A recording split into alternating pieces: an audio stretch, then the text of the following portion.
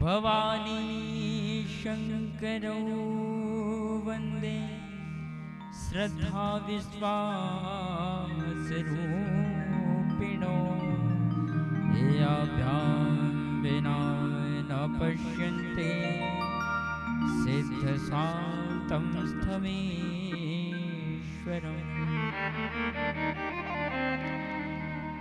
मनोजवं मारुततुल्यवेगं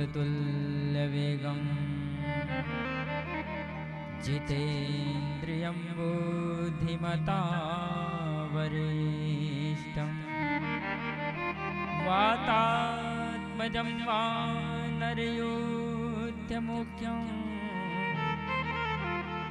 श्रीरामदूतं शरणं प्रपद्ये।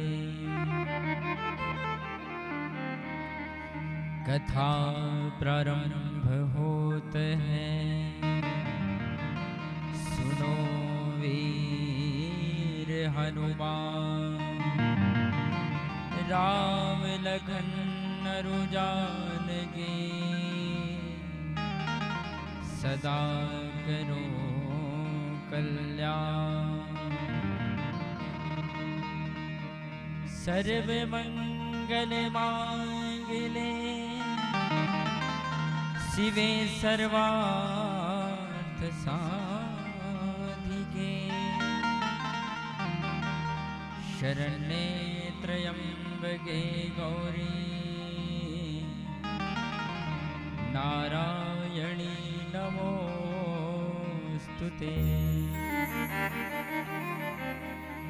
भक्ति भक्त भगवंत गुरु चतुर्नाम बपुए, जिनके पद बंदन किए नाशत विघ्न अनेक। आदौ राम तपोवनादिगमनं हत्वा मृगं काञ्चनं वैदेही हरिणं जटायुमर्णं लंकापुरी दाहनं पश्चैत् रावण कुंभकर्ण हननं एतद्धि रामायणम्। बोलिए भक्तवत्सल भगवान की, सियावर रामचंद्र भगवान की जय। परम पूज्य सद्गुरुदेव बाबा पहलवान गिरी महाराज की जय। सत्य सनातन धर्म की जय। समस्त विप्रवर संत समाज की जय। भवानी शंकर महाराज की जय। तो अनंत कोटि ब्रह्मांड नायक करुणा वरुणालय भगवान श्री परब्रह्म परमात्मा इस चराचर जगत के जो कण कण में विराजमान है, जो हम आप सभी को चलने फिरने उठने बैठने खाने पीने की शक्ति प्रदान करते हैं, इस चराचर प्रकृति को जो संचालन करता है मेरे प्रभु श्री राम, जो संसार के प्रत्येक कण में रमण करते हैं, ऐसे श्री प्रभु राम जी के चरणारविंद में हम कोटि कोटि वंदन करते हैं। एवं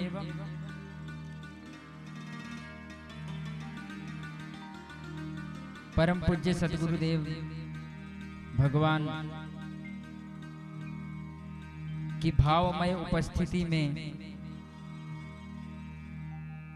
हम आप सभी इस पावन श्री रामचरितमानस कथा में गोता लगाकर अपने जीवन को धन्य बना रहे हैं।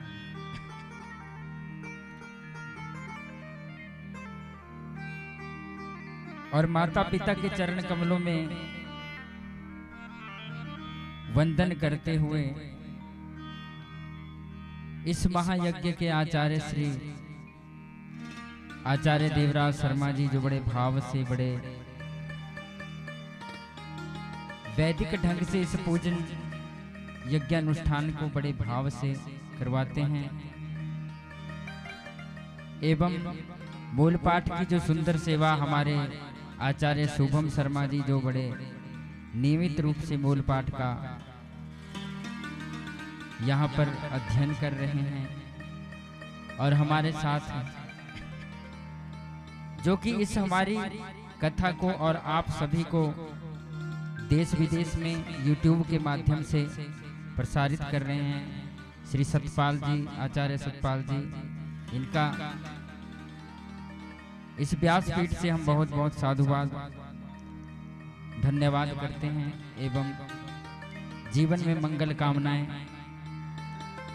एवं संगीत के अधिष्ठात्री, जो कि मधुर मधुर लहरियों से हम सभी को आनंदित भाव विभोर करते हैं, श्री हेमराज शुक्ला जी, जो बहुत ही सुंदर गाते भी हैं और बहुत ही सुंदर इनका वादन है, और श्री तिलकराज जी, जो तबले पर संगत कर रहे हैं, बहुत ही अच्छा इनका रिदम। व्यासपीठ की तरफ से इनको भी बहुत बहुत साधुवाद। और हमारे सोनू जी, जो पैड पर सेवा दे रहे हैं, बहुत ही अच्छी सुरीली आवाज के, भगवान ने इनको आशीर्वाद प्रदान किया है।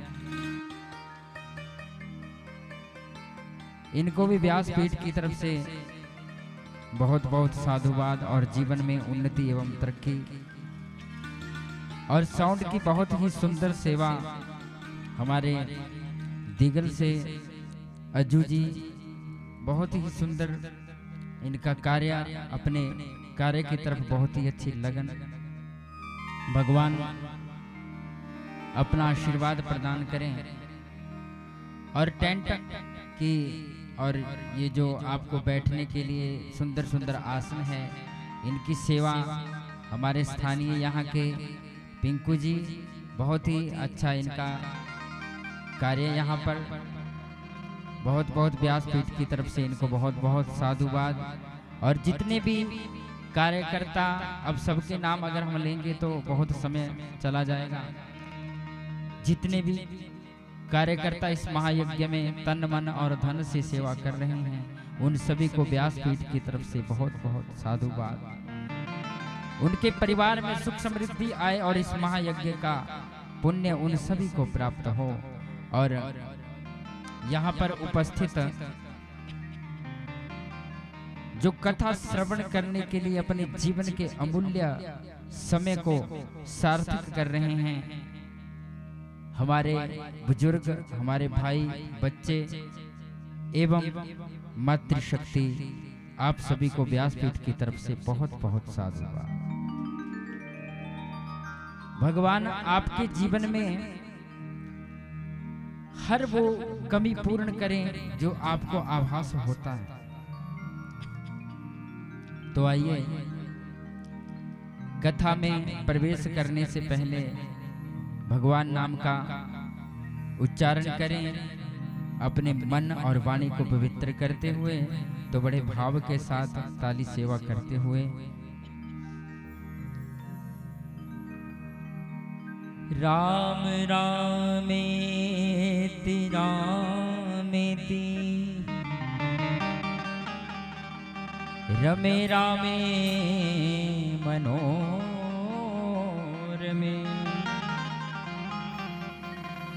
सहस्रनामं तत्तुल्यं राम नामं वरानने।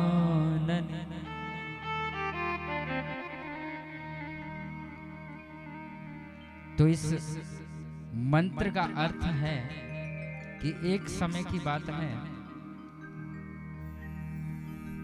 जो माता पार्वती है, गौरा मैया है, उनका ये नियम है कि वो विष्णु सहस्र नाम का नित्य प्रति पाठ करती है। एक दिन कुछ कार्य की व्यवस्था होने के कारण भगवान शंकर ने उनसे कुछ काम के लिए कहा कि देवी, तो उन्होंने कहा कि मुझे विष्णु सहस्र नाम जी का पहले पाठ करने दो, उसके बाद हम कार्य कर लेंगे।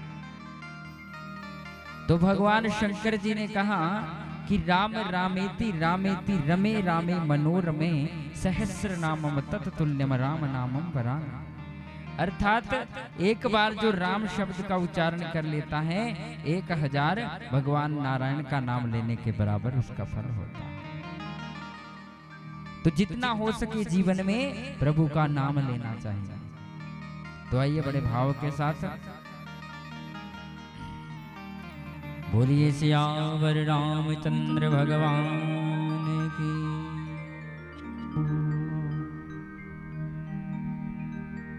अमृत है हरि नाम जगत में, अमृत है हरि नाम जगत में, इसे छोड़ विषय विष पीना क्या, हरि नाम नहीं तो जीना क्या, हरि नाम नहीं तो जीना क्या, हरि नाम नहीं तो जीना क्या, हरि नाम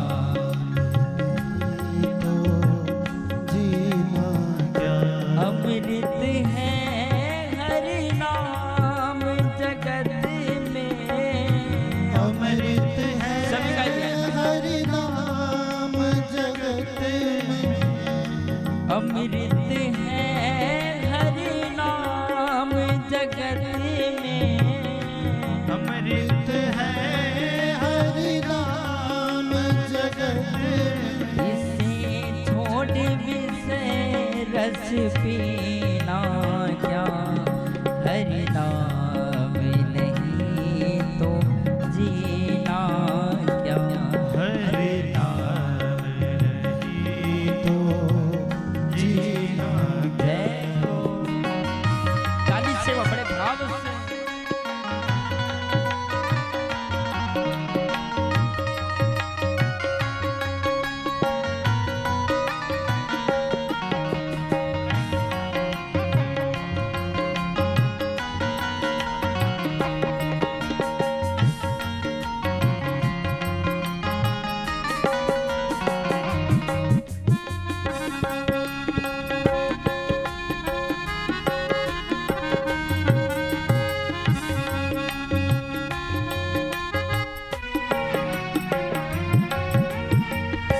काल सदा अपने रस डोले, ना जाने कब सिर चढ़ बोले।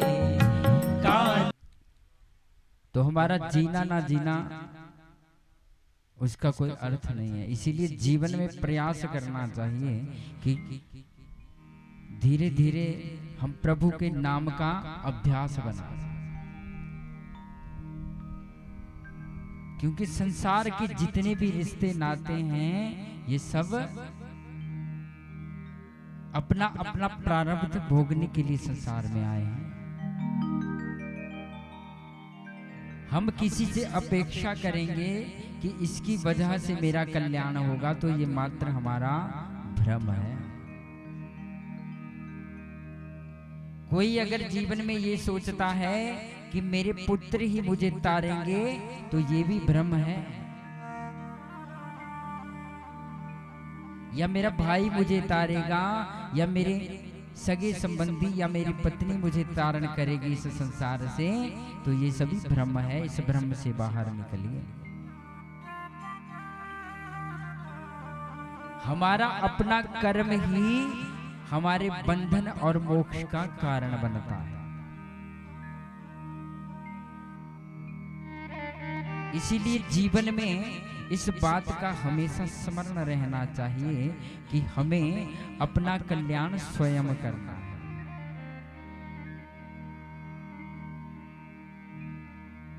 जिस परिवार से, जिस रिश्तेदारों से, जिन सगे संबंधियों से हम इतनी उम्मीद लगाते हैं ना, एक समय ऐसा आ जाता है कि वो हमें भूल जाते हैं।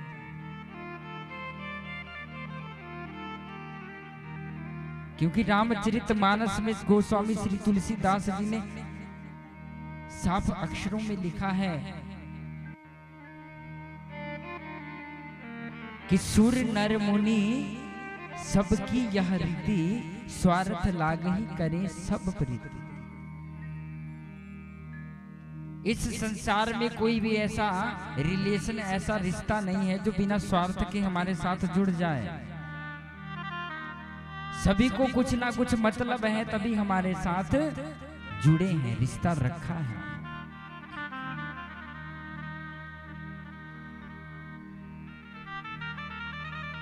और जीवन में एक बात का और ध्यान रखना, लोगों ने इस भ्रम को भी पाल रखा है कि हमारा पुत्र होगा तो हमें सद्गति मिलेगी।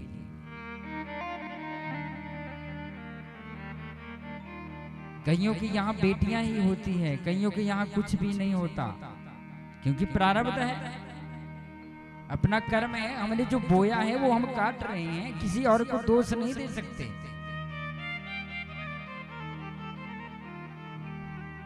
बेटा बेटी कोई भी नहीं, अपना कर्म, निज कर्म।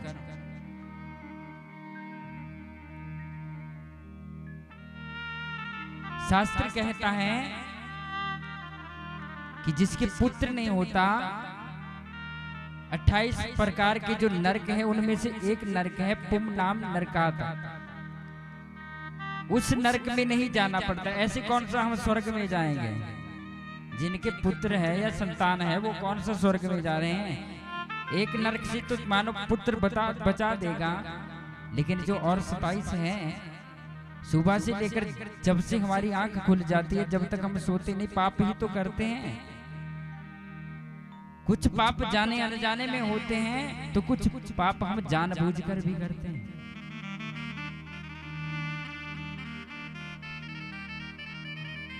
और कई बेटियों से नफरत करते हैं, ये बहुत गलत बात है। हम शास्त्र में अध्ययन कर रहे थे, गुरु कृपा से हमने अध्ययन किया, उसमें लिखा था कि बेटा होना भाग्य की बात है, लेकिन बेटी होना सौभाग्य की बात है।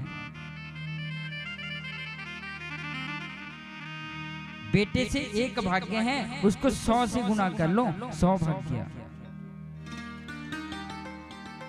क्योंकि बेटा एक कुल का दीपक होता है, बेटा एक कुल का दीपक होता है, लेकिन बेटी 2 कुलों की दीपक होती है।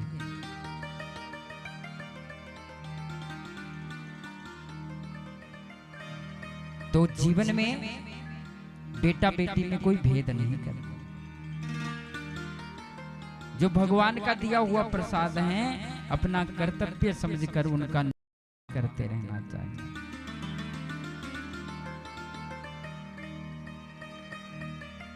तो किसी ने कहा कि जिनके संतान नहीं होती उनका मोक्ष नहीं होता। अगर ऐसी ही बात है तो सनकादि ऋषि ब्रह्मा जी के सबसे पहले पुत्र हैं, उनके कौन सी संतान है?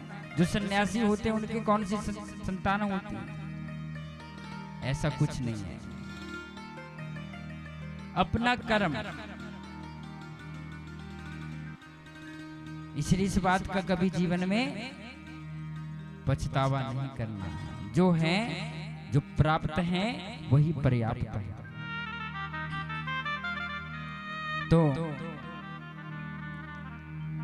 हम सभी का परम सौभाग्य, हम भगवान की इस पावनमयी कथा को श्रवण कर रहे हैं। और रामचरितमानस में लिखा गया है कि इस कथा को श्रवण करने के अधिकारी कौन कौन हैं? सभी तो कथा नहीं सुन सकते ना।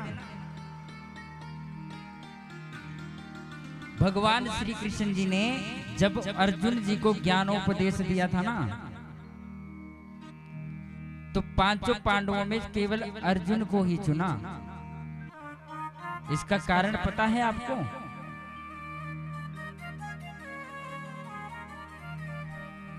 पांचों पांडवों में धर्मराज युधिष्ठिर जो स्वयं धर्म का स्वरूप थे, उनको भी ज्ञान के लिए नहीं चुना भगवान ने, केवल मात्र अर्जुन को चुना। क्यों? भगवान ज्ञान उसी को प्रदान करते हैं जिसके मन में भगवान के प्रति अति प्रीति होती है। और रामचरितमानस में भी कहा गया है क्या कि राम कथा के सोई अधिकारी, राम कथा के सोई अधिकारी, जिनको सत्संगति अति प्यारी, जिनको सत्संगति अति प्यारी, राम कथा के सोई अधिकारी, राम कथा के सोई अधिकारी, जिनको सत्संगति अति प्यारी, जिनको सत्संगति अति प्यारी। जय राम जय राम जय जय राम, जय राम जय ताली से राम जय जय राम, जय राम जय राम जय जय राम, जय राम जय राम जय जय राम।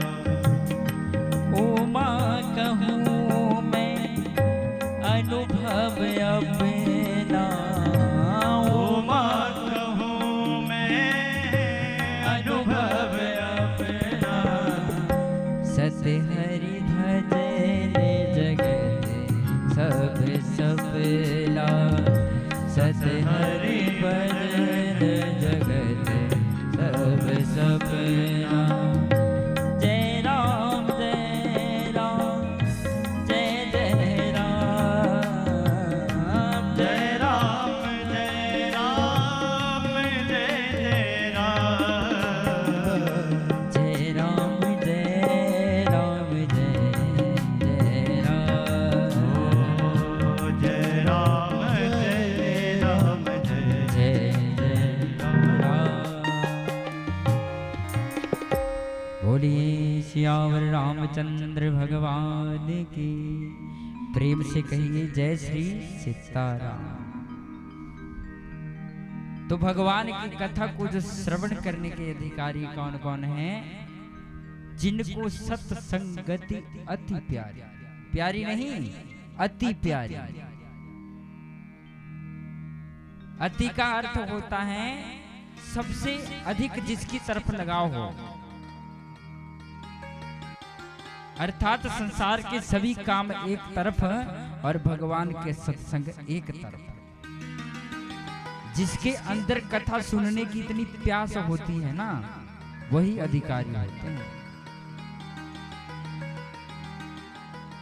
क्योंकि कुछ लोग सोच रहे होंगे हमें तो बाबा जी ने नहीं बुलाया या किसी और अन्य ने नहीं बुलाया, हम कैसे जाएंगे? ऐसा नहीं है। पहले दिवस की कथा में वर्णन आया था कि 4 स्थानों पर बिना बुलाए जाना चाहिए, जिसमें भगवान की कथा भी एक स्थान था। और हम किससे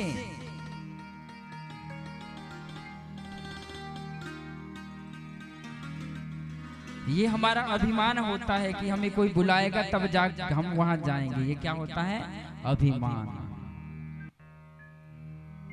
अभिमान नहीं होना चाहिए जीवन में। एक अभिमान ही बहुत है। अगर जीवन में किसी का अगर जीवन में किसी को विनाश की तरफ जाना हो तो अभिमान अपने भीतर ले आए, फिर विनाश स्वयं निश्चित है। तो प्रभु की कथा के वही अधिकारी हैं जिनको सत्संगति बहुत प्यारी है, अपने प्राणों से भी प्रिय है। भगवान शंकर जी को सत्संग बहुत प्रिय है, क्योंकि ज्ञान घाट के जो वक्ता है वो भगवान शंकर है। और शंकर भगवान इस पूरी कथा को करने के बाद भगवती मैया को इसका सार बता रहे हैं। क्या सार बता रहे हैं? कि उमा कहूं मैं अनुभव अपना, सत हरि भजन जगत सब सपना। केवल मात्र भगवान का नाम ही सत्य है, बाकी तो सब संसार ये सपना है। जब टूट जाएगा खत्म। बाद में ही सब कहेंगे कि ये व्यक्ति तो बहुत अच्छा था, जब तक जिंदा है तब जीने नहीं देते, और जब संसार यात्रा पूर्ण करके हम चले जाते हैं तो सब कहते हैं कि वो तो बहुत अच्छा था, उसने तो मेरे साथ ये भी अच्छा किया था, वो भी अच्छा किया था। तो जीवन में ऐसे कार्य करके जाइए कि जुगों जुगों तक लोग आपको याद करें, और अच्छा कह करके याद करें, बुरे से नहीं। प्रयास करिए, धीरे धीरे ऐसे काम करके जाएं, कोई वृक्ष रोपण करें। ऐसे नहीं जैसे आजकल लोग जंगलों में आग लगा रहे हैं। अरे कितने जीव जंतुओं की हत्या। अगर हमसे किसी का पुण्य नहीं होता, किसी का हम पालन पोषण नहीं कर सकते, तो हमें किसी का जीवन हरण करने का कोई अधिकार नहीं।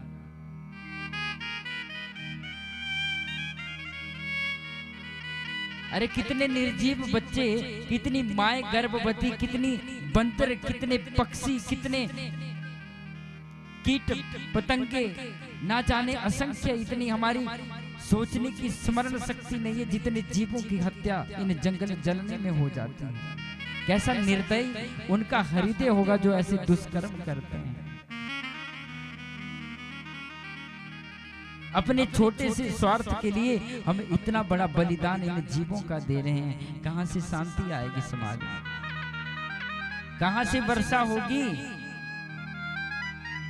अब कुछ लोग हमें हंसी मजाक में पता क्या कहते हैं कि पंडित जी आप माला बड़े ध्यान से फेरा करो, क्योंकि आजकल बारिश नहीं हो रही। अपने कर्म को कोई नहीं देखता, सबकी दृष्टि पंडित जी पर होती है। चाहे वो मजाक में ही कहते हैं, लेकिन मजाक, एक बात याद रखना, ये सिद्धांत कहता है मजाक चतुराई से किया हुआ अपमान होता है। मजाक की एक मर्यादा होती है। शंकर जी के गणों ने नारद जी के साथ मजाक किया, देखो क्या उसकी सजा मिली, 3 जन्मों तक राक्षस बनना पड़ा। द्रौपदी ने अपने जेठ के साथ मजाक, दुर्योधन के साथ मजाक किया कि अंधे का बेटा अंधा, तो उसका परिणाम महाभारत हुआ। इसलिए अपनी वाणी पर नियंत्रण रखना चाहिए। मजाक भी होता है, हम मानते हैं, लेकिन उसकी एक सीमा है, एक मर्यादा। खुद की तरफ हम झांकते नहीं और हम दूसरों पर दोषारोपण करते हैं। ये बहुत गलत बात है। जब हमसे कोई कार्य नहीं होता तो हम उस अपनी नाकामयाबी को दूसरे के ऊपर घटित करते हैं।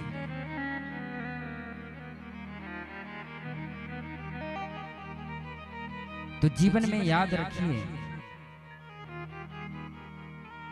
किसी की निंदा, चुगली, इन बातों से बचा जाए।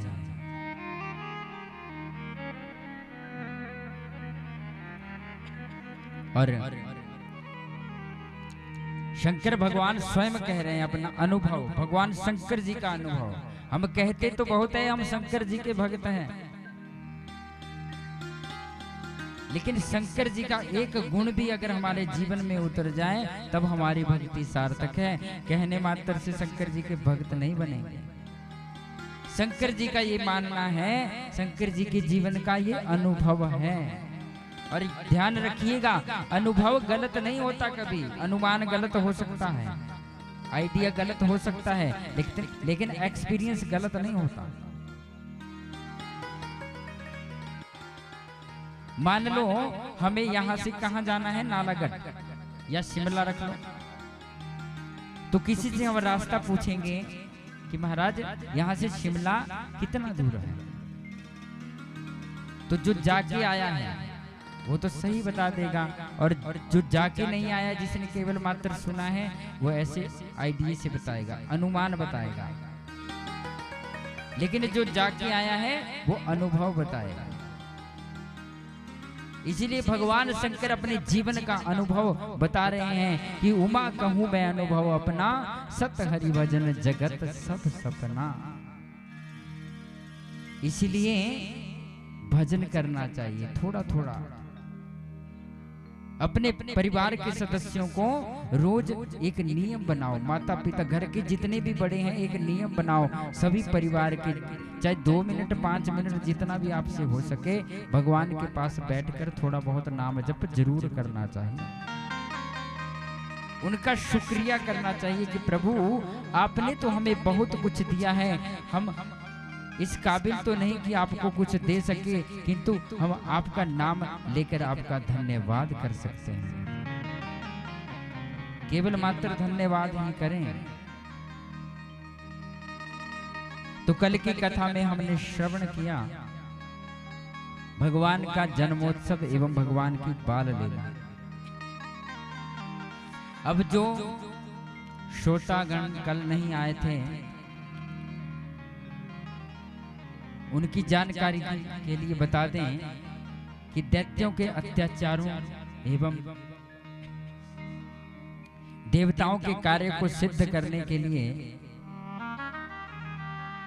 गाय माता की रक्षा के लिए और संत समाज की रक्षा के लिए भगवान ने कल अवतार लिया था। और भगवान बाल लीलाएं करते हुए बड़ा आनंद जीवन का उन्होंने लिया। और उसके बाद महर्षि विश्वामित्र जी दशरथ जी के पास राम जी को लेने आ जाते हैं, क्योंकि विश्वामित्र आदि जितने भी संत हैं उन सभी के यज्ञों को जब वो यज्ञ करते थे तो राक्षस आकर के बीच में विघ्न डालते थे। तो अब भी ऐसा ही होता है। मान लो आप कोई अच्छा कार्य करने लग जाएंगे, अब हम यहाँ पे भगवान की कथा कर रहे हैं तो आपको पता है, आप घर में भी जाते हैं, गांव में भी जाते हैं, शहर में भी जाते हैं, लोग कैसी कैसी बातें करते होंगे, पता है ना आपको। हमारे साथ भी करते हैं, कई फोन पर ही करते रहते हैं, वो कमियां ही निकालते रहते हैं कि ऐसा नहीं था जी, वहां पे ऐसी व्यवस्था नहीं थी, ऐसा भी होना चाहिए था। खुद तो करेंगे नहीं और दूसरों को करने नहीं देते। इसका कहने का भाव क्या है कि सतयुग में राक्षस अलग लोक में रहते थे और मनुष्य अलग लोक में रहते थे, देवता अलग लोक में रहते थे। फिर त्रेता आया, फिर त्रेता में राक्षस और देवता एक ही लोक में रहने लगे। फिर द्वापर आया, द्वापर में राक्षस और देवता एक परिवार में रहने लगे। जैसे कौरव और पांडव, जो कौरवों के बीच में दुष्ट थे वो राक्षस ही तो थे। और त्रेता में राम भगवान और रावण राक्षस, राम इत्यादि देवता। लेकिन ये कलिकाल कलयुग है, इसमें देवता और राक्षस अलग नहीं, एक ही शरीर में रहते हैं। एक शरीर में, एक ही व्यक्ति में राक्षस भी और देवता भी। जो अच्छा कार्य करता है वो देवता है और जो बुरा कार्य करता है वो राक्षस होता है। अब आप इतने यहाँ पर कथा श्रवण करने के लिए आते हैं तो आपको भी कई लोगों की तरह तरह की बातें सुननी पड़ती होगी। हम जब कोई अच्छा कार्य प्रारंभ करते हैं, मान लो हमने सूर्य को जल देना ही प्रारंभ कर दिया, पीपल को जल देना ही प्रारंभ कर दिया, तो गांव के लोग जो हमारे से ईर्ष्या करते हैं वो पता क्या कहते हैं, बड़े भगत आ गए कहेंगे। जब हम गुरुकुल में पढ़ने के लिए गए थे तो पढ़ने के लिए हमें दीक्षा से तिलक मिलता है, कंठी गले में डालने के लिए मिलती है। तो जब मैं लगा करके अपने गांव से गुजरता था तो लोग क्या कहते थे कि अगर छोटा तिलक लगाएगा तब भी तो वैसा ही पंडित जी रहेंगे। अब उन्हें क्या समझाएं। गुरुजी ने कहा था कि मूर्खों के साथ नहीं लगना है। अगर आप कहीं जा रहे हो और रास्ता कम हो, आगे से कोई बैल आ जाए ना मारने वाला, तो आप भाग ही सकते हैं, एक ही ऑप्शन है। और कोई मूर्ख मिल जाए तो उससे भी भाग जाइए, उसके साथ शास्त्रार्थ मत करिए। और जो हमारे तिलक को देखकर, हमारे पहरावे को देखकर, हमारे धर्म को देखकर टिप्पणी करता है, कहीं ना कहीं धर्म के विषय में वो भी जानता है लेकिन कर नहीं सकता ना। आसुरी वृत्ति बीच में है। रावण को सब ज्ञान था, रावण को पता था कि ये भगवान है, लेकिन उनके अंदर आसुरी तमोगुण था, आसुरी प्रवृत्ति थी, वो शरणागति नहीं ले सकता था। उसने रास्ता चुना तो युद्ध का रास्ता चुना। तो लोगों की बातों को नहीं देखना है, कहने वाले कहते रहते हैं, सहने वाले, जिसको सहना आ गया वो फिर कहना छोड़ देता है। और सहना किसे आता है, जिसके अंदर शक्ति अधिक होती है। परिवार में भी अगर आपको कोई तंग करता है ना तो परेशान मत होइए। कोई बार बार आपकी हर बात को टोकता है कि ऐसा नहीं ऐसा है, ऐसा नहीं ऐसा है, प्रसन्न रहिए, क्योंकि जब तक हमें कोई सताता नहीं है हम भगवान की शरण में जाने वाले नहीं है। इसीलिए जीवन में अगर कोई सताए तो समझो भगवान की बहुत कृपा हो रही है।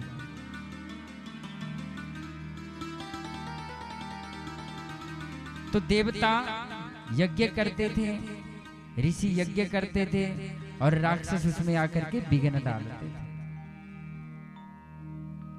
अब भी जब हम कोई कार्य अच्छा करने लग जाते हैं, मान लो हमने कोई दान करना है तो कोई बीच में तीसरा व्यक्ति आकर के कहता है इतना दान क्या करना, थोड़ा रहने दे, इनका काम तो खाना है, ये बाबा लोग हैं, संत लोग हैं या ब्राह्मण लोग हैं, ये तो खाएंगे। अरे कितना खा लेगा एक व्यक्ति, कितना खा सकता है, आप स्वयं विचार कीजिए।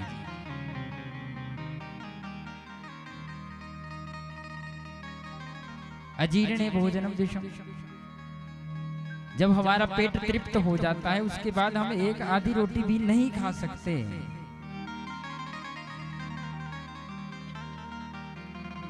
तो जीवन में अच्छाई की तरफ जब हम बढ़ेंगे तो हमारे साथ कम लोग होंगे, लेकिन जब हम कामयाबी प्राप्त कर लेते हैं तो पूरा संसार हमारे साथ चलता है। क्योंकि संघर्ष में हर व्यक्ति अकेला होता है, सफलता में दुनिया उसके कदम चूमती है, कदम। और हम लोगों की सफलता को देखकर बातें बनाने लग जाते हैं कि इसने तो ऐसा किया तब ऐसा हुआ, इसने वैसा किया तब ऐसा हुआ। ऐसा कुछ नहीं है, उसने हमसे अधिक किया है तब आज वो हमसे अधिक प्राप्त कर रहा है। आप उसको आदर्श मानकर मेहनत करो, आपको भी सब कुछ प्राप्त होगा। तो भगवान ने रक्षा करने के लिए अवतार लिया और फिर विश्वामित्र जी भगवान को लेकर के अपने आश्रम में ले गए। और उसके बाद राजा जनक ने धनुष यज्ञ रखा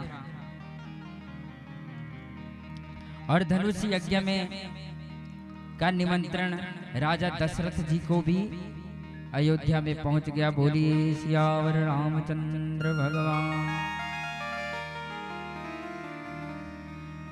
तब दशरथ जी मन में विचार करते हैं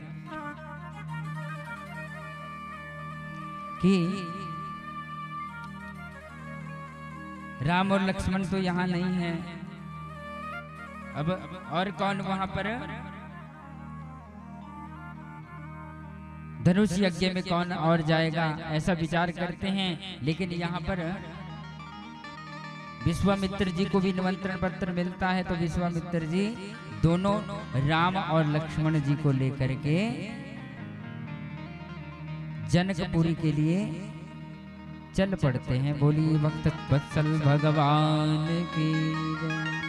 और जैसे ही जाने लगे तो जाकर के मन में विचार किया कि अगर मैं अकेला होता, मेरे साथ राम और लक्ष्मण नहीं होते,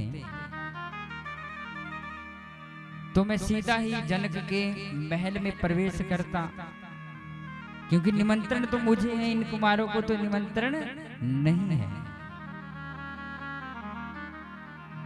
तो जनकपुरी के बाहर ही एक वृक्ष के नीचे अपना आसन विश्वामित्र जी ने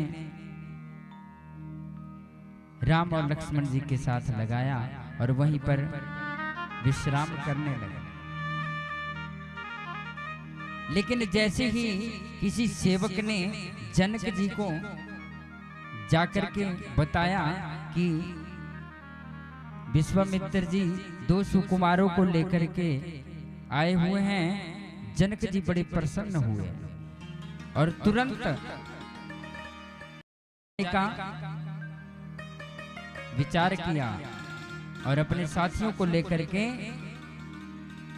उनके पास चले गए और जाकर के उन्हें आमंत्रित किया कि प्रभु आप आइए और हमारे साथ चलिए। और इतने में राम और लक्ष्मण व्यवस्था देख रहे थे कि कैसे यहाँ पर, क्योंकि जब हम कहीं पे रहने के लिए जाते हैं तो लकड़ियों की व्यवस्था भी करनी पड़ती, रहने की भी व्यवस्था करनी पड़ती है।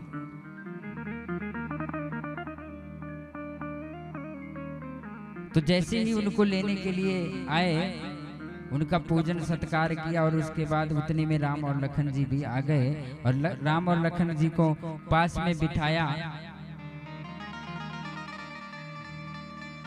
अब पास में क्यों बिठाया? पहले जो विश्वामित्र और जनक जी दोनों ब्रह्म ज्ञानी है, जनक जी बहुत बड़े ज्ञानी है और जनक जी की नगरी, जो जनक जी की जनकपुरी है ना, वहां पर कोई भी ऐसा अज्ञानी नहीं है, सभी को ब्रह्म ज्ञान है।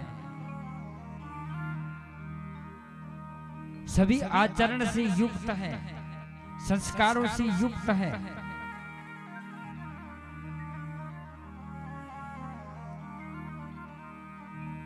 क्योंकि यथा राजा तथा प्रजा, जैसा जहां का राजा होता है ना, वैसी ही प्रजा बन जाती है।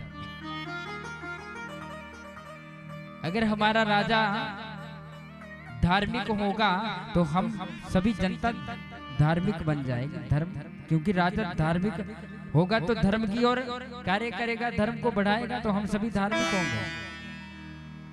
लेकिन अगर राजा दुष्ट प्रवृत्ति का हो, पाप प्रवृत्ति का हो, तो पूरी प्रजा भी पाप से युक्त हो जाएगी। तो राजा धर्मशील है तो प्रजा धर्मशील ही होगी। और उतने में राम और लखन आए और सत्संग चल रहा है विश्वामित्र और जनक जी के बीच में। सत्संग चल रहा है, कथा चल रही है प्रभु की।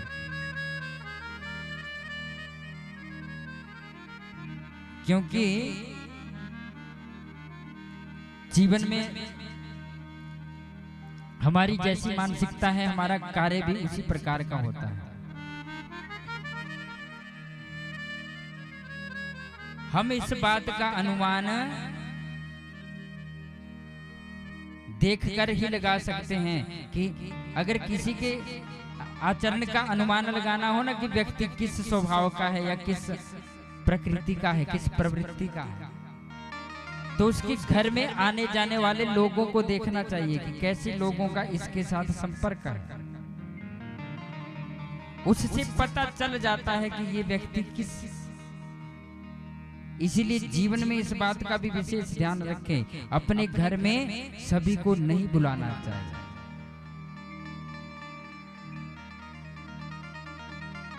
क्योंकि जैसे लोगों के साथ हमारा रहन सहन होगा, लोग हमारी गिनती भी उसी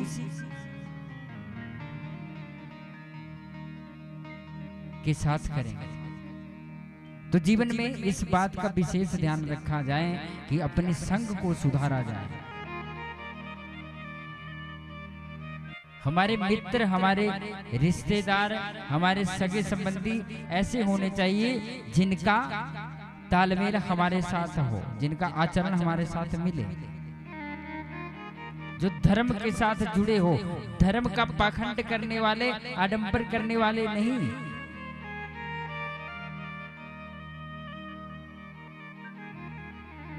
तो जनकपुरी में बहुत धर्मशील लोग रहते हैं और सत्संग चला है, और इतने में राम और लखन वहां पर आ जाते हैं। और जैसे ही राम की तरफ को जनक जी ने देखा और लक्ष्मण जी की तरफ को देखा, सत्संग बंद हो गया। आज से पहले कभी सत्संग बंद नहीं हुआ, लेकिन जिसकी हम कथा कर रहे हैं, जब वो ही सामने आ गया तो कथा किसकी करेंगे।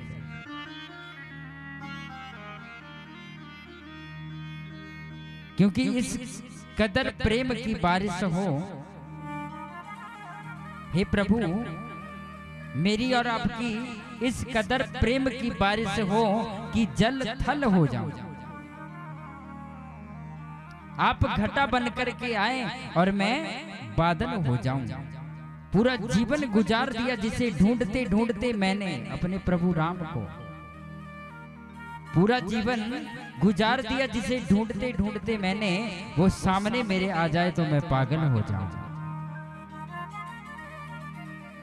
अर्थात जब भगवान हमारे सामने आ जाएंगे तो हम सुध बुध खो जाते हैं। वैसा ही जनक जी को हुआ जब राम और लक्ष्मण जी को देखा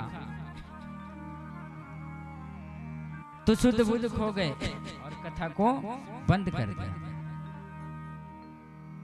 और फिर विश्वामित्र जी ने उन्हें पास में बिठाया। अब पास में बिठाने का कारण ताकि राजा जनक पूछे कि ये दोनों सुकुमार कौन है। बोली भक्तवत्सल भगवान की। और जैसे ही पास में बिठाया उनकी दृष्टि पड़ी तो पूछा कि ये कौन है। तो पहले तो विश्वामित्र जी कहने लगे कि ये पर ब्रह्म परमात्मा है, पूर्ण परमात्मा है, ये तो साक्षात नारायण है। लेकिन जैसे ही कहने लगे भगवान ने आंखों से इशारा कर दिया, गुरुदेव इस बात को पर्दे में ही रहने दो। अगर इन्हें पता लग गया ना कि ये भगवान है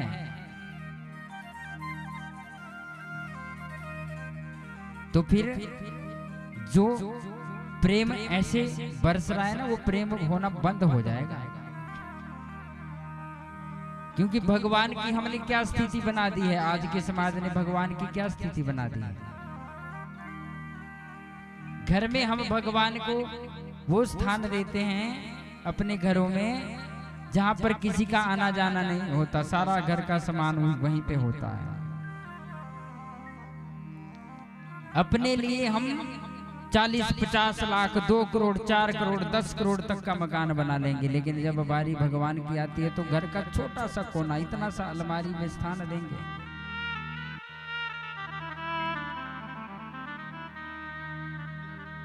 ये भक्ति है हमारी। और आरती में क्या गाते हैं? तन मन धन सब है तेरा, स्वामी सब कुछ है तेरा। तो झूठ क्यों आरती गाते हो? ऐसा गाया करो, तन मन धन सब कुछ मेरा है, प्रभु आपका थोड़ी है। या तो जब गाते हैं तो करना भी चाहिए ना। थोड़ा आगे आगे आ जाएं। आज प्रभु का विवाह होगा ना, तो विवाह के लिए आज मेरी माताएं बहनें, मेरे बुजुर्ग, मेरे भाई सभी आए हैं।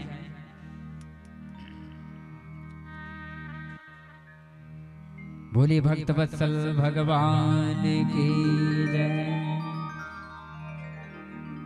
बस बैठ जाओ, अब ध्यान इधर उधर नहीं, क्योंकि सावधानी हटी और दुर्घटना, इस बात का विशेष ध्यान रखें। जब तार जुड़ गई ना तब टूटनी नहीं चाहिए, नहीं तो हम कहाँ आप कहाँ कथा कहाँ, फिर आनंद नहीं आता। जब लड़ी जुड़ी होती है ना तो बड़ा आनंद आता है। और बहुत ही अच्छे श्रोता है, एक बार जोरदार तालियां, बहुत ही अच्छे। क्योंकि लाइट भी जाती है बीच में, लेकिन आप बिल्कुल भी आवाज नहीं करते। ऐसे प्रबुद्ध आपने मेरी मान रख लिया। जो मैं बातें करता था ना अपने साथियों के साथ कि हमारे यहाँ जा करके देखना कितने अच्छे श्रोता है, आपने मेरा मान रख लिया। बहुत बहुत आपको आभार। और कथा का प्रसंग चल रहा था कि तन मन धन सब कुछ है तेरा। हम सिर्फ बोलते हैं, मानते नहीं। भगवान को हम कैसा स्थान घर में देते हैं, ये गलत है। भगवान के लिए अच्छे स्थान की व्यवस्था होनी चाहिए। धूप बत्ती के लिए अच्छे, कईयों के तो घर में दादा परदादाओं के टाइम की वो फोटोएं होती हैं भगवान की, उनको ही धूप जलाएंगे।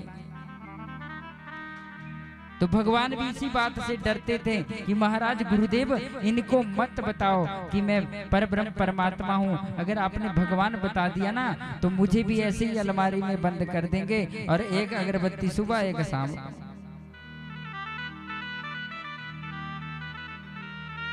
ऐसी भक्ति नहीं होनी चाहिए, दिखावा नहीं, फॉर्मेलिटी नहीं होनी चाहिए।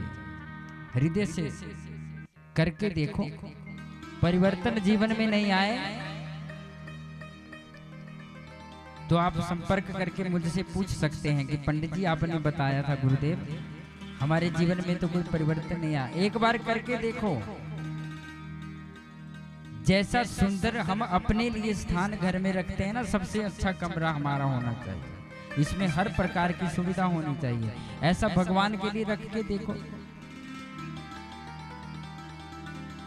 परिवर्तन जीवन में आएगा। और दिल से भगवान को भोग लगा करके देखो।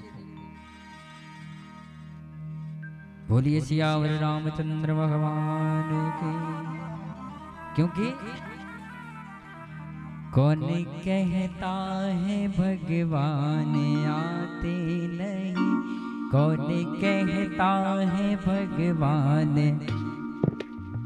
ओ कौन कहता है भगवान आते नहीं, कौन कहता है भगवान आते नहीं। माँ यशोदा के जैसे बुलाते नहीं, माँ यशोदा के जैसे बुलाते नहीं।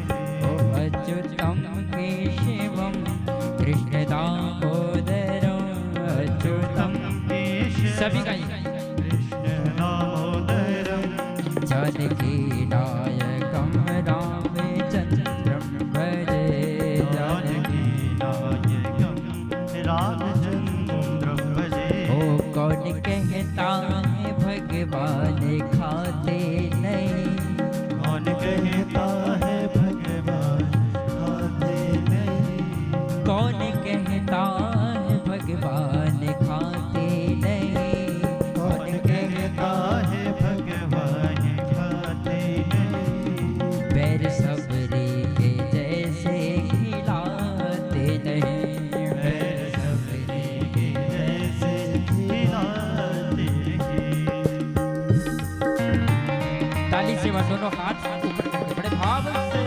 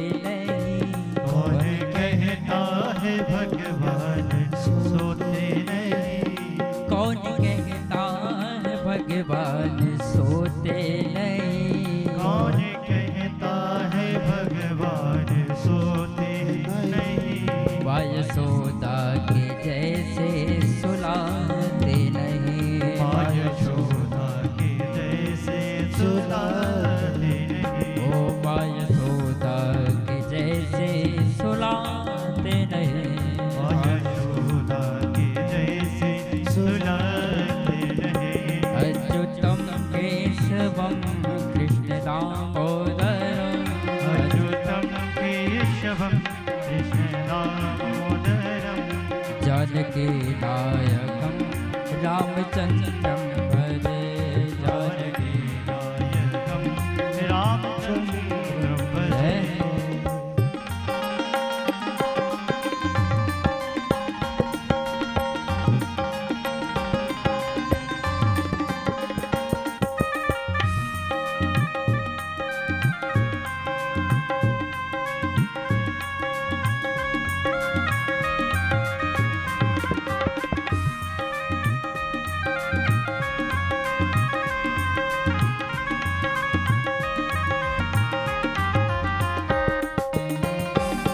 ताली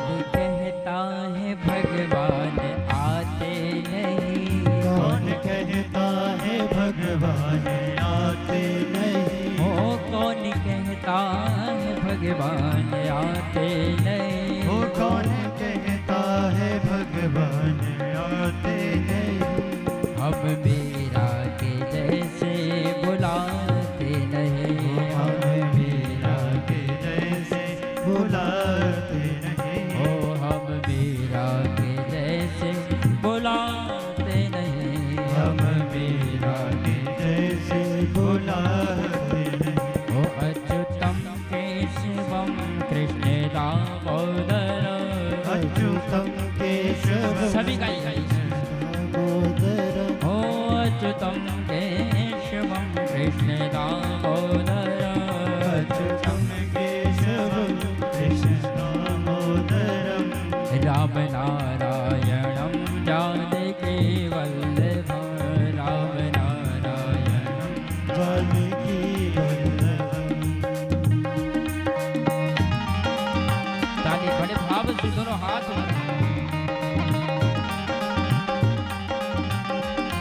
क्या बात है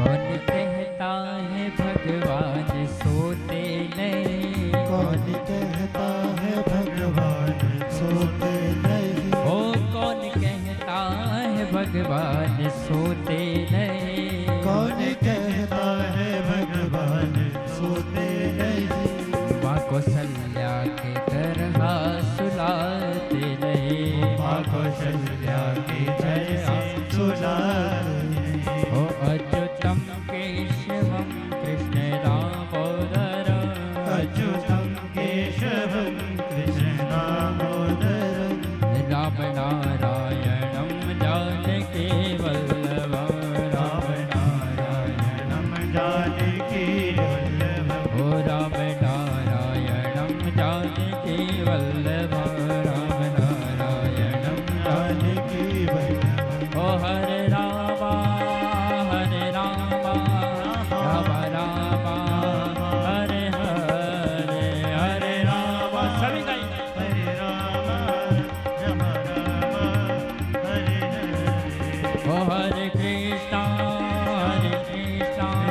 कृष्णा कृष्णा हरे हरे हरे कृष्ण कृष्ण कृष्ण हरे हरे ओ कृष्णा कृष्णा हरे हरे हरे हरे ओ कृष्णा कृष्णा हरे हरे कृष्ण कृष्ण हरे हरे बोलिए सियावर रामचंद्र भगवान की जय। तो कहने का भाव है कि कौन कहता है भगवान आते नहीं, भगवान तो आते हैं लेकिन हम प्रेम से बुलाते नहीं।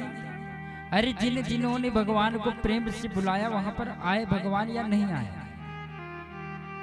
चलो और बातों को तो हम शास्त्रोक्त मान सकते हैं कि जो पुराणों में लिखा है, वेदों में लिखा है या ग्रंथों में लिखा है कि भगवान आते थे, लेकिन कलिकाल कलयुग के कितने उदाहरण है। मीरा जी कलिकाल कलयुग की तो है, सूरदास जी कलिकाल कलयुग के ही तो हैं, श्री दयानंद सरस्वती जी कलिकाल कलयुग के ही तो हैं।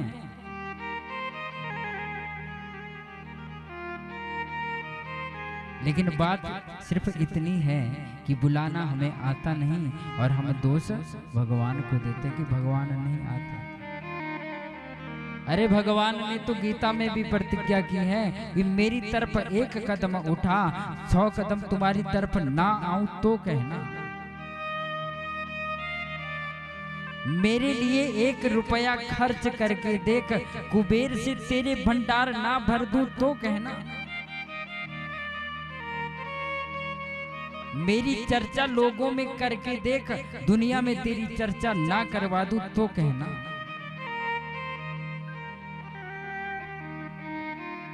अरे भगवान झूठ थोड़ी बोलते, लेकिन हमें विश्वास नहीं है। जिस दिन हमारा विश्वास जागृत हो जाएगा ना, फिर हमें भगवान का साक्षात्कार हर जगह दिखना प्रारंभ हो जाएगा। तो भगवान कहते हैं, क्योंकि विश्वामित्र जी को भी पहले तो विश्वास नहीं था कि ये ब्रह्म कैसे हो सकते हैं, तो दशरथ जी के नंदन हैं। लेकिन जब ताड़का का उद्धार किया, मारीच और सुबाहु का उद्धार किया, भगवान ने केवल मारा नहीं, भगवान ने उनको तारा। जब तारा तो विश्वामित्र जी को विश्वास हो गया। और राम जी इशारा कर रहे हैं कि अब इनको मत बताइए, पर्दे में रखिए महाराज। तब फिर विश्वामित्र जी बताने लगे कि ये दशरथ जी के पुत्र हैं, रघुकुल के दीप है। रघुकुल के ये 2 दीप राम और लखन है। तो जनक जी ने कहा, प्रभु आप यहाँ पर विश्राम कर रहे हैं, अब अगर आप अकेले होते, क्योंकि संत जो होते हैं ना, वो संसार की चकाचौंध को पसंद नहीं करते। तो जनक जी ने कहा कि अगर आप अकेले होते तो मैं आपके लिए कहीं कुटिया बनवा देता, वहां पर रहते। लेकिन आपके साथ ये 2 सुकुमार हैं, राम और लक्ष्मण, और ये राजा के पुत्र हैं, इसलिए आपसे निवेदन रहेगा कि आप हमारे महल में ही रुकने के लिए चलिए। बोलिए सियावर रामचंद्र भगवान की। और महल में जब जाने का आग्रह किया तो विश्वामित्र जी चले राम और लखन को लेकर के, और जाकर के जनक जी ने कहा कि इनको सुंदर महल में रहने की व्यवस्था की जाए। तो सीता जी का जो भवन था उसमें उनके रहने की व्यवस्था की गई। और जनक जी गए और जानकी जी से अर्थात सीता जी से कहा कि सीता तुम अपनी माता के साथ महल में रहो, और यहाँ पर विश्वामित्र जी अपने शिष्यों के साथ आ रहे हैं। तो सीता जी ने जो आज्ञा पिताजी कह करके वहां से चली गई। बोलिए जानकी मैया की। और फिर सीता जी के भवन में जाकर के राम लखन और विश्वामित्र जी विश्राम पाने लगे। और फिर जब जैसे गए तो पूजा के लिए फूल इत्यादि लाने के लिए महाराज जी ने कहा और राम लखन को भेज दिया। राम लखन जी गए और महाराज की पूजा की व्यवस्था की, और उसके पश्चात फिर आए तो लक्ष्मण जी के मन में विचार आया कि मुझे नगर देखना है।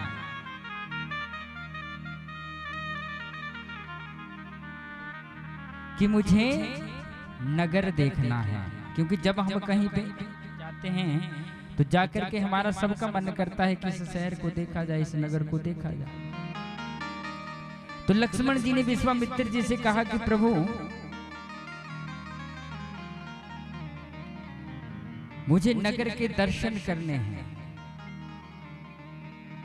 तो राम जी ने मन में विचार किया कि नगर के दर्शन तो मुझे भी करने, लेकिन मैं कह नहीं सकता। तो लक्ष्मण को कहा भैया तुम चुप रहो, मैं बोलता हूं गुरुदेव से। तो राम जी की चतुराई देखिए,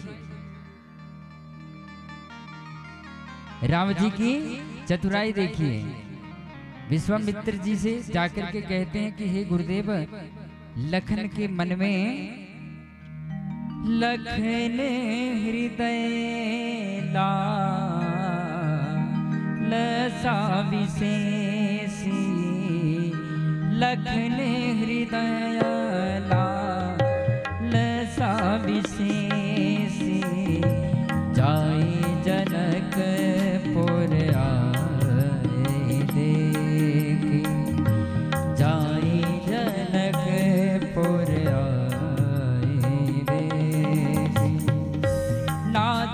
लखनपुर देखन चाहिए, नाथ लखनपुर देखन चाहिए। प्रभु संकोच डर प्रगट न करे, प्रभु संकोच डर प्रगट न करे। जय राम जय राम, जय जय राम,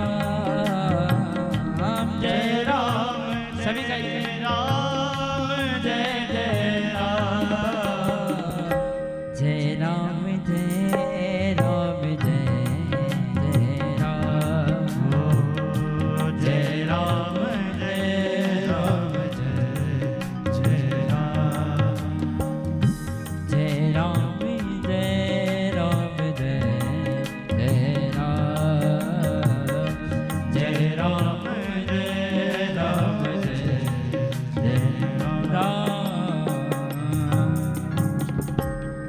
श्यावर रामचंद्र भगवान की जय हो।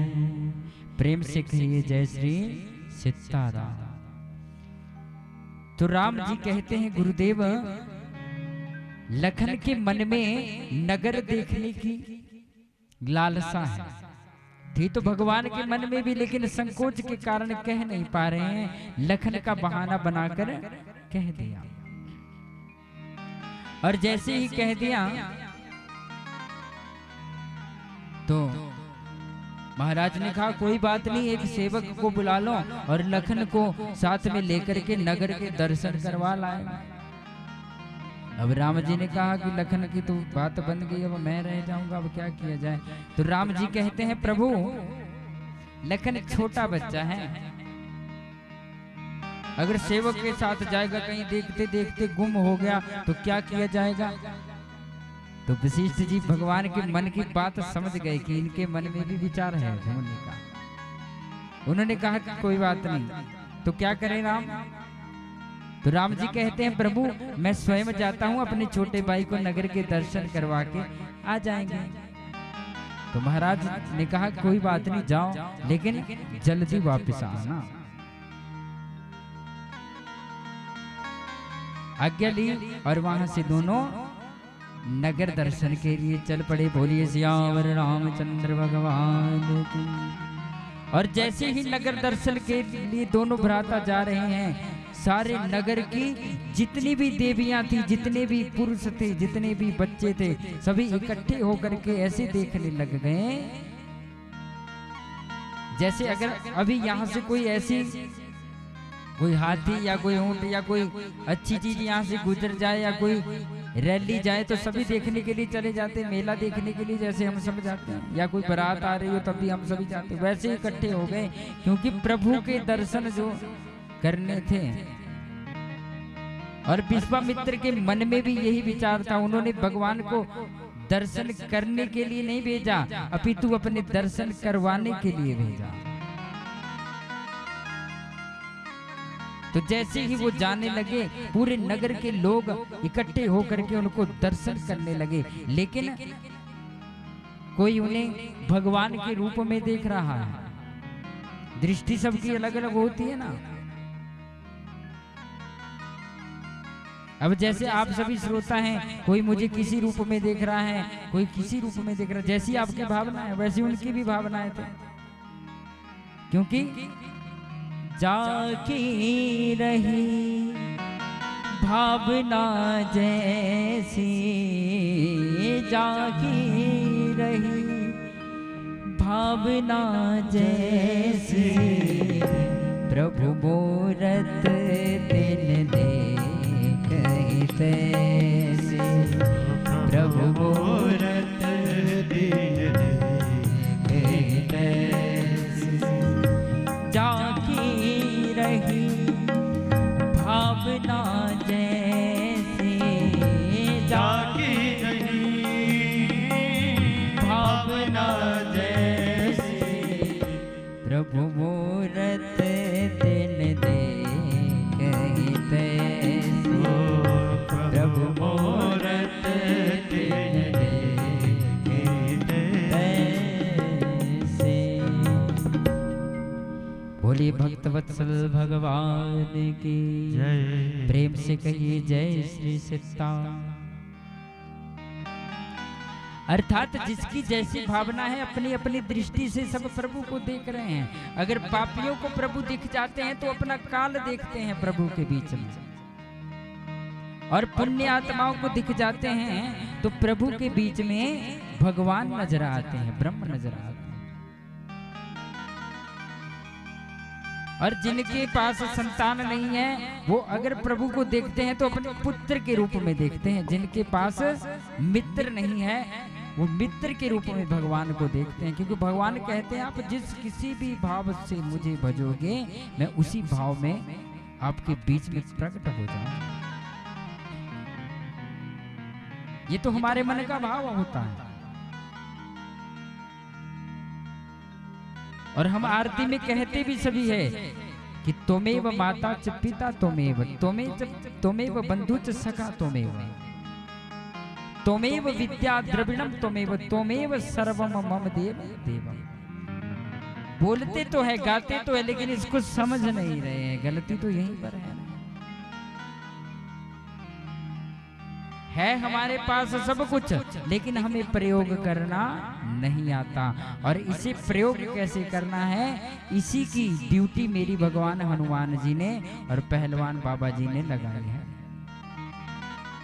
वही आकर के मेरे भीतर से आप सभी को ज्ञानोपदेश दे रहे हैं, कह रहे हैं कि आपके पास सब कुछ है, लेकिन आपको उसे प्रयोग करना नहीं आ रहा है।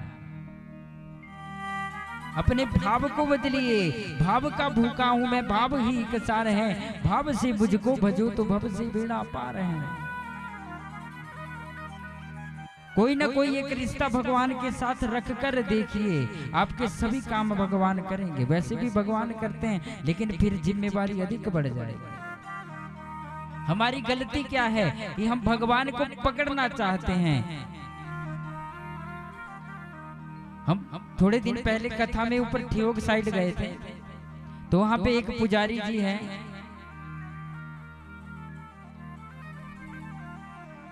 तो पुजारी जी से बात हुई थोड़ी सी, तो उन्होंने एक बड़ी सुंदर बात की। मेरे हृदय को वो बात बड़ी अच्छी लगी। उन्होंने कहा कि हम सभी भगवान के मंदिर में जाते हैं कि हमें भगवान मिल जाए, और सभी प्रार्थना भी यही करते हैं कि भगवान हमें दर्शन दो, या कुछ मांगते हैं, कुछ अपनी अपनी होती है। लेकिन हमारी गलती सिर्फ यही है कि हम भगवान को बुलाते हैं। अरे हम स्वयं भगवान के सामने चले जाएं तो भगवान का साक्षात्कार हमें स्वयं हो जाएगा। इसीलिए भगवान को नहीं बुलाने, स्वयं भगवान के पास चले जाओ। अपने मन को बदलो, भाव को बदलो, तो हम जो भी रिश्ता भगवान से रखेंगे भगवान उस रिश्ते को निभाते हैं। दो दंपत्ति थे, सेठ थे, बहुत धन था, धन था, लेकिन घर में कोई संतान नहीं थी। अब भगवान के बहुत भक्त है, अनन्य भक्त है, इतने ज्यादा भक्त हैं हम सोच भी नहीं सकते, करना तो दूर की बात। और भगवान का भजन करते हैं, लेकिन उन्होंने कभी भगवान से मांगा नहीं कि हमें ये दो। भगवान को भी तरस आ गया, भगवान ने अपना रूप बदला और उन्हें एक नौकर की जरूरत थी घर में, क्योंकि वृद्धावस्था है, धन बहुत है, कोई पालने वाला भी चाहिए, एक नौकर मिल जाता है। ऐसा सोचा भगवान ने, सोचा क्यों ना सारी उम्र इन्होंने मेरी सेवा की है, क्यों ना मैं ही चला जाऊं। भगवान ने छोटे से बच्चे का रूप बनाया और वो सेठ ढूंढने जा रहा है कि कोई सेवक मिल जाता, कोई नौकर मिल जाता, और वो बच्चा आगे से आ रहा है और उसने उस सेठ जी को राम राम किया। ध्यान रखिए, हमारे संस्कारों में ये बात भी जरूर होनी चाहिए कि हमें कोई भी अपने से बड़ा मिले तो उसको प्रणाम करना चाहिए, राम राम करना चाहिए। और आजकल तो हमारे समाज में एक बहुत बड़ी कुरीति ये भी है कि हम प्रणाम तो करते हैं, लेकिन प्रणाम कहाँ करते हैं, पांव तो कोई छूता नहीं। पहले दंडवत प्रणाम करते थे, मस्तक पैरों से लगना चाहिए तब प्रणाम माना जाता, चलो उसमें भी छूट मिल गई थोड़ी। फिर हाथ लगे पांव से लगाने, फिर बात आई घुटनों तक। अब हम घुटनों में प्रणाम करेंगे तो घुटनों की दर्द कहां से जाएगी, क्योंकि सारा पाप तो घुटनों में रह गया। पैरों का पाप तो धरती माता ले लेती है ना पैरों का। कभी भी तुलादान होता है हमारे घर में तो पंडित जी आते हैं, तो पंडित जी बोलते हैं कि सिर की जो पीड़ा है वो कहाँ जाती है, पेट में, पेट की पीड़ा घुटनों में, घुटनों की पीड़ा पैरों में, पैरों की पीड़ा पाताल में जाती है, और पाताल की पीड़ा पापी पखंडी के घर को जाती है, ऐसा बोलते हैं ना, सुना होगा आप। तो जब हम घुटनों में ही रखेंगे तो घुटनों की दर्द जाएगी कहां से। हमारे संस्कार इतने होने चाहिए कि कम से कम पांव तो छू लो, अगर नहीं छूने तो हाथ जोड़ के प्रणाम कर दो, वो भी अच्छा है, वो भी चल पड़े। लेकिन ना प्रणाम घुटने को। और रामचंद्र भगवान का ये नियम था कि वो सुबह उठ करके अपने माता पिता और गुरु को प्रणाम करते थे। प्रातः काल उठ हे रघुनाथा, प्रातः काल उठ हे रघुनाथा, मात पिता गुरु नाम वही माता, मात पिता गुरु नाम वही माता। ओ प्रातः काल उठे हे रघुनाथा, प्रातः काल उठ हे रघुनाथा, मात पिता गुरु नाम वही माता, मात पिता गुरु नाम वही माता, मात पिता गुरु नाम वही माता। अर्थात जो रामचंद्र भगवान और लक्ष्मण जी, भरत जी, शत्रुघ्न जी थे, उनका नियम था वो प्रातः काल उठ करके सबसे पहले अपने माता पिता और गुरु को प्रणाम करते थे।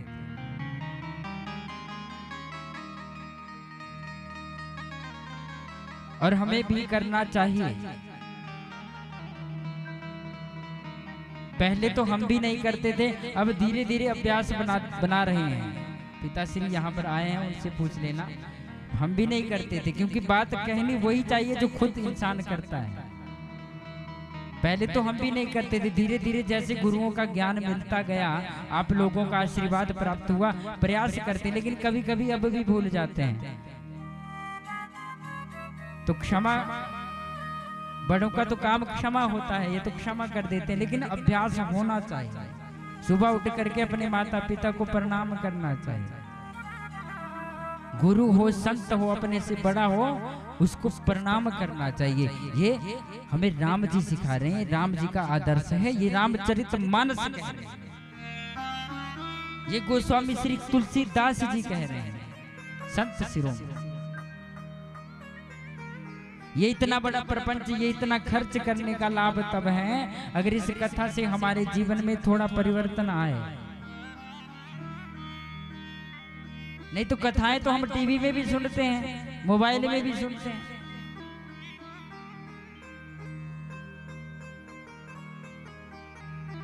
उसका लाभ नहीं है। यहां से जो कहा जाता है उसका थोड़ा थोड़ा जीवन में उतारना प्रारंभ करो। हम करेंगे तभी हमारे बच्चे आगे करेंगे। और नौजवान भाइयों से, बेटियों से है तो कम ही संख्या में इधर, क्योंकि ये जो अवस्था होती है ना, युवा अवस्था, इसको कंट्रोल करना बड़ा मुश्किल होता है। ये टर्निंग पॉइंट होता है हमारी जिंदगी का, परिवर्तन के अंदर जिस तरफ मुड़ जाएंगे वही जीवन भर मिलता रहेगा। और 16-17 की अवस्था से लेकर 25 की अवस्था तक जिसने अपने जीवन को नियंत्रित कर लिया वो अपने जीवन में बहुत बड़ी उपलब्धि प्राप्त करता है। और जो इस अवस्था में बिगड़ गया फिर उसे सुधारने वाला और कोई नहीं है। इसलिए अधिक से अधिक मात्रा में जितने यहाँ पर बुजुर्ग माताएं और बड़े बैठे हैं, इससे अधिक मात्रा में यहाँ पर युवा होने चाहिए थे, क्योंकि अब हमारे देश की और हमारे समाज की जो डोरी है वो युवाओं के हाथ में है।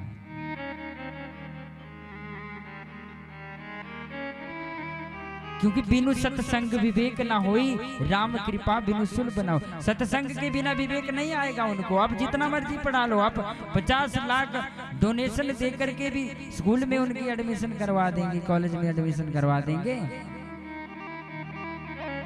लेकिन विवेक सिर्फ सत्संग से ही मिलेगा। आज हमारे बच्चे नशों का शिकार क्यों हो रहे हैं, गलत काम क्यों कर रहे हैं? क्योंकि सत्संग की कमी है। हमने कभी उन्हें सत्संग में बैठना सिखाया ही नहीं। याद रखना, केवल उनकी गलती नहीं है, गलती हमारी भी है, माँ बाप की भी गलती होती है। उन्होंने इतना लाड प्यार दे दिया।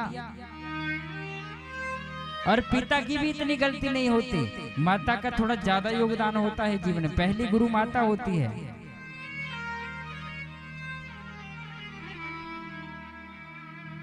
90% बच्चे को बिगाड़ने और संभालने का कार्यभार माताओं को जाता है।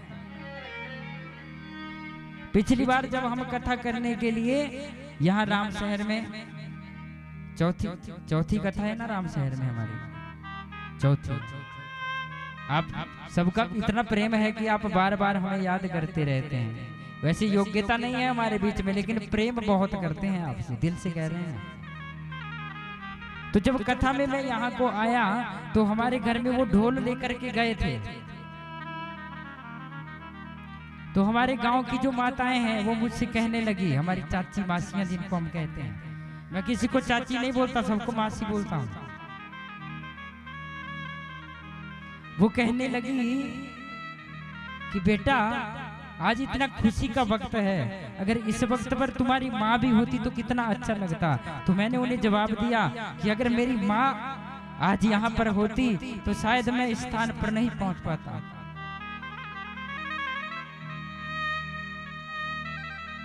क्योंकि माँ लाड प्यार में रखती, और फिर जो लाड प्यार में बचेगा वो धर्मात्मा संत वक्ता नहीं बन सकता, वो तो बिगड़ैल बनेगा, वो तो बिगड़ जाएगा। फिर वो किसी की बात थोड़ी सुनेगा, क्योंकि पिता कहेंगे माँ रोक देगी।